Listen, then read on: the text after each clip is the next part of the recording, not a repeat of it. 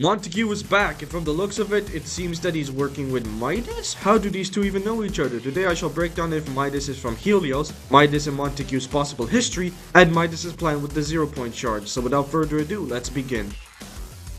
Ever since Midas returned in Myths and Mortals, many speculated that he was from Helios, and that's thanks to the amount of quest dialogue Midas has. Let me explain. If you played Chapter 5 Season 2 while Midas was here, he states the following.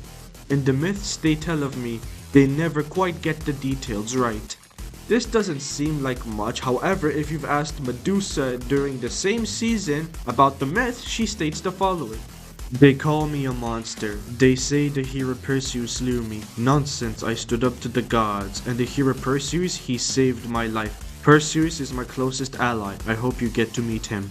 When it comes to myths, the citizens of Helios never seem to get things quite right. For the cherry on top, Midas' dialogue literally says it all. This island was always too small for my ambitions.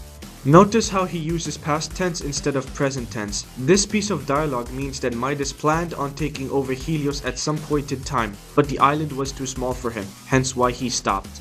If that doesn't convince you that Midas is from Helios, then I don't know what will.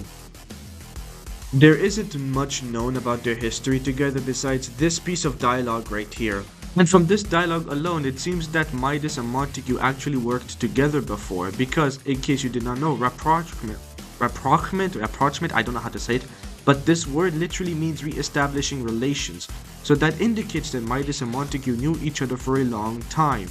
When Chapter 5 Season 1 released, many people assumed that Midas was the leader of the society, but in reality it was Valeria and Montague was the founder. But now with these two having history together, that theory might actually work, because if you take a look at the logo, it's two golden hands in the form of a diamond and a golden eye. The golden color schemes could represent Midas and the diamond shape could represent Montague.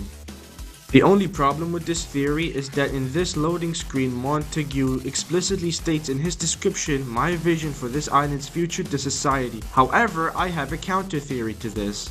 I theorized that Midas did not want people to know that the society was his idea because knowing Midas, he likes to stay one step ahead. Always likes to stay one step ahead. So he tells Montague, hey Monty, how about you present the citizens of Helios this idea and say you're the founder? And Montague agrees. Soon the society and Midas' kingdom were working together to establish perfection on the island. That is, until Midas got an offer from the IO, in which Midas leaves the society in charge of the island. With everything aside, what's Midas' plan? We know the reason he's on this island to begin with is to get the 0-point shard, but this might mean working alongside Hope and Jones to do so. In my Season 2 storyline video, give it a watch if you haven't already, I theorized that Midas' plan is to use the shard to find an island for his ambitions. And to be honest, I still stand by that theory, because Montague is here, and he and Midas could use the shard to find the island perfect for their ambitions. Now if Hope's crew finds out, they could stop Midas and Monty with sheer numbers, right? Wrong, because there is a new survey skin that just released and it shows a new Jules reskin. Now this is probably nothing, right? It could be. But then enter Vampire Marigold and New Eevee. From the looks of things, Midas was really 2 steps ahead of everyone. That's all I got for this video, and yeah, I'm excited to see where Season 2 story unfolds, and without further ado, peace.